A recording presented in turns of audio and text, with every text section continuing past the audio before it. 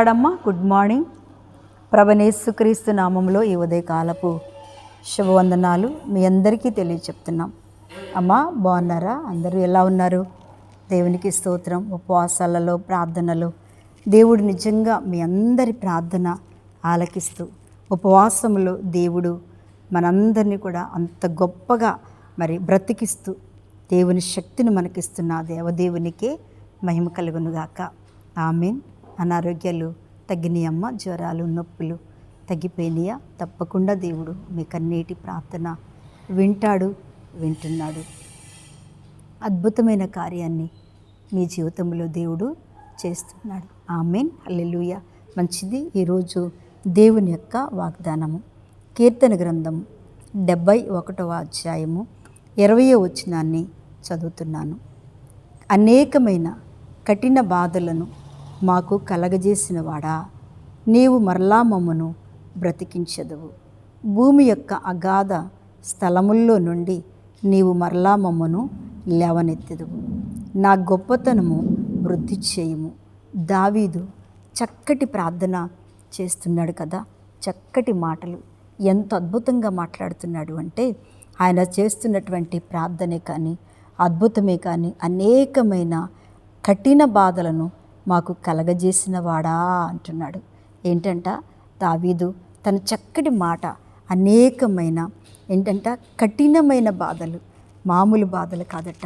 దేవుని బిడ్డలారా, మనము ప్రభువుని నమ్ముకున్నాక నాకు ఎన్ని కష్టాలు వచ్చినాయి, ఎన్ని బాధలు వచ్చినాయి అని మనం అనుకుంటుంటాం. కానీ ఆ రోజుల్లో నుంచే మనం ప్రవక్తలను చూసినా, తర్వాత మన పితరులను చూసినా, బైబిల్లో ఉన్నటువంటి గొప్పవారిని మనం చూసినా, వాళ్ళు పడిన బాధ, వాళ్ళు అనుభవించిన కష్టము, ఎంతగో నీతిమంతుడు పరిశుద్ధుడైన మన ప్రభువైన యేసు కూడా ఎన్నో శ్రమలు ఆయన అనుభవించాడు. కానీ ఆ అనుభవంలో కూడా ప్రార్థన ఒక్కటే చేస్తూ వచ్చాడు. దేవుని దర్శనం కొరకే కనిపెట్టాడు. దేవుని వైపే చూస్తూ కనిపెడుతూ వచ్చాడు. కానీ ఒక్కరోజు కూడా అయ్యో ప్రభువా, పిలిచి ఇన్ని బాధలేంటి, నీ దగ్గరికి వస్తే ఎన్ని కష్టాలేంటని ఒక్కరోజు కూడా వాళ్ళు ప్రశ్న వేయలేదు. వాళ్ళకంట కఠిన బాధలను మాకు కలగజేసిన వాడా, నీవు మరలా మమ్మను బ్రతికించదువు. నిజమే దేవుని బిడ్డలారా, మనం చాలాసార్లు అనుకుంటాం, ఏంటి కఠిన బాధలు, ఇంత కఠినమైన శిక్ష, ఇంత కఠినమైన బాధ, ఇంత కఠినమైన ఆ దేవుణ్ణి నమ్ముకున్నందుకు. మన దేవుణ్ణి మాత్రం ఒట్టిగానే దూషిస్తారు కదండి. వాళ్ళకి ఎన్ని జరిగినా, ఏం జరిగినా, దేవుని బిడ్డలారా, మన ఒక ఊరే, ఆ ఊరిలో చిన్న బాధ, ఒక దేవుని నమ్ముకున్న బిడ్డలకి చిన్న బాధ కలిగింది. బాధ అంటే మామూలే, ఏదో చిన్న ఇంట్లో సమస్య. ఆ ఇంట్లో సమస్య అంటే ఆ కూతురు వేరే అతన్ని ప్రేమించి పెళ్లి చేసుకుంది. వాళ్ళు మంచి వాళ్ళే చేసుకున్న వాళ్ళు ఈ అమ్మాయిని బాగా చూస్తున్నారు, బాగా చూసుకుంటారు, వాళ్ళ పిల్లలు బాగా చూసుకుంటారు.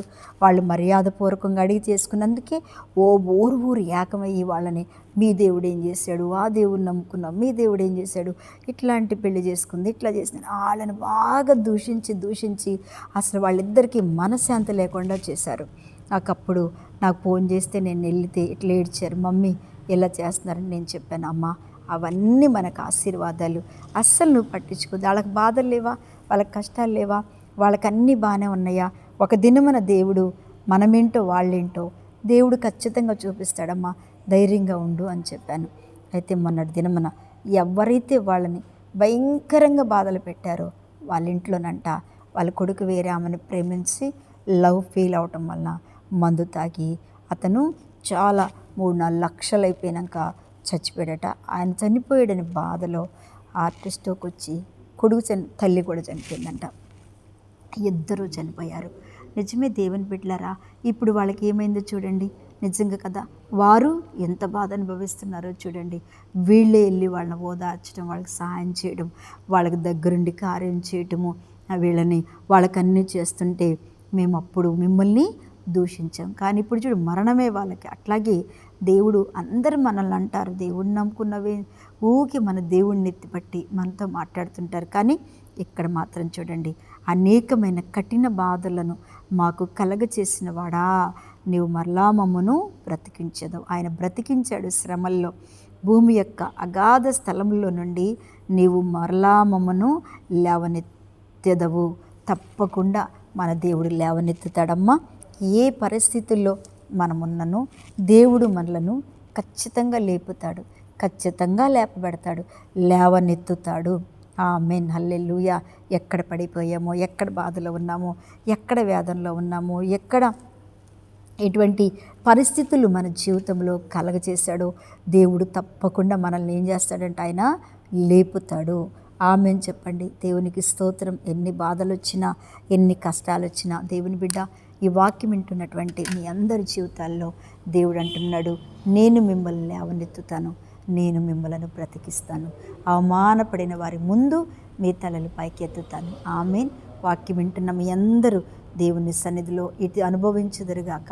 తప్పకుండా మీ తల పైకి, దావీదు తల పైకి ఎత్తినట్టుగా దేవుడు మీ తలలు పైకెత్తి, మళ్ళీ తర్వాత యోబు కఠినమైన బాధల నుంచి తల పైకెత్తినట్టుగా ప్రతి సమస్య నుంచి, శోధన నుంచి ప్రభువైన యేసు మీ తలను పైకెత్తి మిమ్మలను బహుగా దీవించబోతున్నాడు. ఆమేన్. కళ్ళు మూసుకోండి, ప్రార్థన చేస్తా.